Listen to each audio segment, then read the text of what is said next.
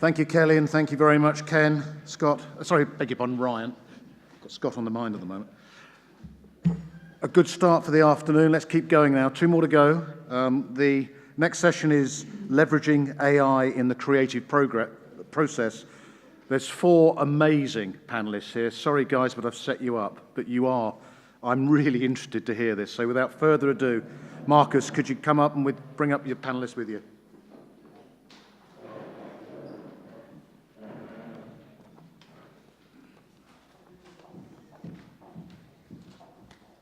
Thank you, Simon. So please welcome to the stage. We've got James, Hanan, Manu, and Leo. Each of us are going to do a quick presentation, and then we've got some time for discussion set aside after. So if you have questions, feel free to lob them into the app here, and we'll try to get to those afterwards. So let's, Manu, go ahead and kick things off. Come up and talk about AI and the creative process.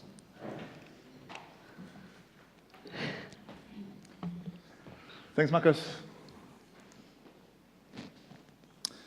So it's a big title, AI for decisions. But as Jeff Bezos was saying, there is a shiny AI and there is a pragmatic AI. And what we see in recent years, in a couple of years, that we see a big shift between shiny AI to pragmatic AI. So what I'm going to share with you is a couple of recipes for pragmatic AI implementation, what works.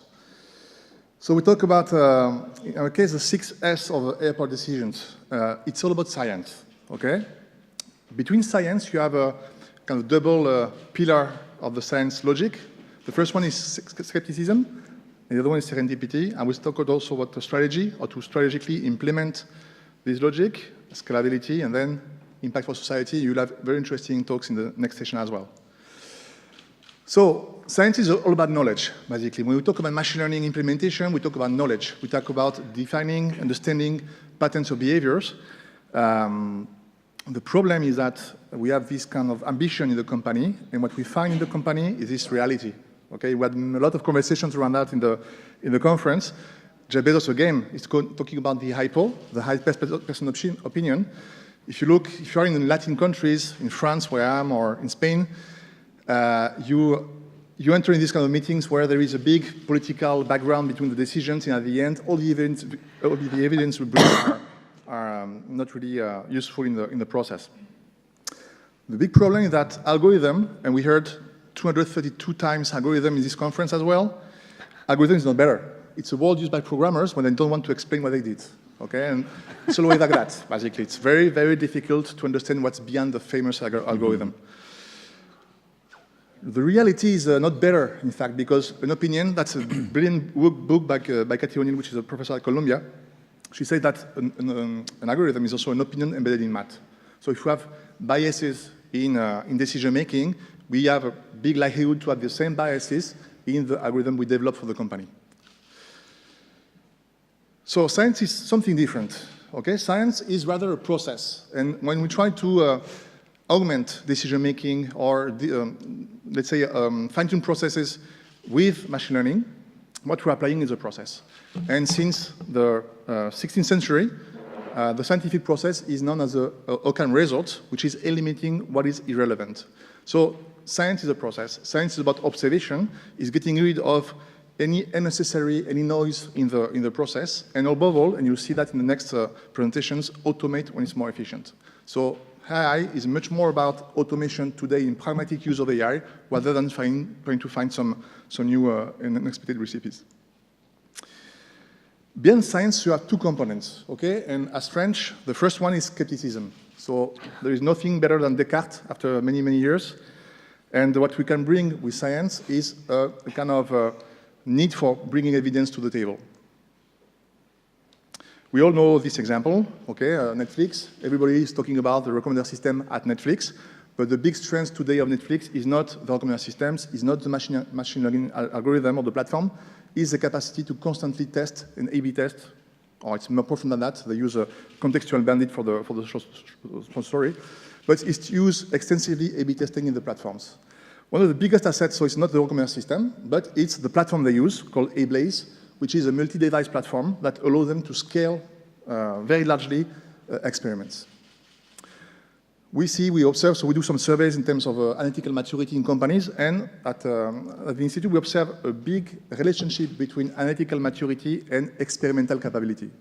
That's also something that Jeff Bezos is calling, saying that the success of Amazon is a function of how many experiments they do every day, basically. And you have here a benchmark a little bit about experiments done by these top companies. Amazon 2,000, P&G 7 to 10,000, Google around 7,000, Netflix 1,000, Facebook is 100,000. Okay, so it's also a way to understand a little bit what's beyond the tweaking of algorithms and the application of AI in a real setting. The other component of science is not evident, it's serendipity, the capacity to be surprised also with results. One of the great examples as well for me, it's Walmart. Walmart improved very drastically their capability in machine learning. They created a space at the HQ called Matmal Labs, okay, through different acquisitions. And the data cafe, what you see here with the smart boards, is the visible part of the iceberg, basically. They have a huge infrastructure. It's the largest private cloud in the world. They have this capacity to interact between machine learning, data scientists, and people from the business. So what they bring to the organization is a lot of very narrow uses of machine learning, very specific questions, route optimization, for instance, display optimization, advertising, and so on, that are answered in a few hours or few days. The other component is strategy.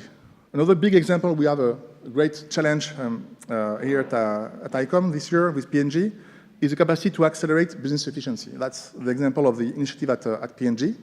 Again, behind, you have a lot of a big infrastructure, but also a very pragmatic use of decision-making. It's solving problem on the spot, from the top, bringing KPIs, evidence, forecasting capabilities to executives, and then rolling out that to the organization. Okay? 40,000 people on system with this kind of recommendation from the dashboards. So at the end, it's transformation. It's a path of transformation. What I usually say to data scientists is that infrastructure, data science is all enablers. It's needed, but it's not the most important thing. The top logic here is how business take these conversations from a strategic level, innovation, creativity, as we'll see with the presentations, to decision-making, to execution. Last element is scalability. So we talk about data as a new whole. The most logical or the most common trait with the revolution that we see is the capacity to bring a kind of assembly line logic to a machine learning deployment. Okay? And here again, business is very central. So this capacity we saw in the kind of hidden part of the transformation give a capacity to companies to scale up with a kind of assembly line logic, a production logic of machine learning execution. So at the end, how do we tackle that? It's progressive. We have to assemble to organize use cases, efficiency use cases, growth use cases, position enablers, infrastructure, and little by little engage with the company with a pilot under the radar of IT, super users, and a phase of democratization. So that's the logic, this XS, very short time, so there is this pressure of the timer here, but as also an introduction of what you're going to see in the next presentations. Thank you very much.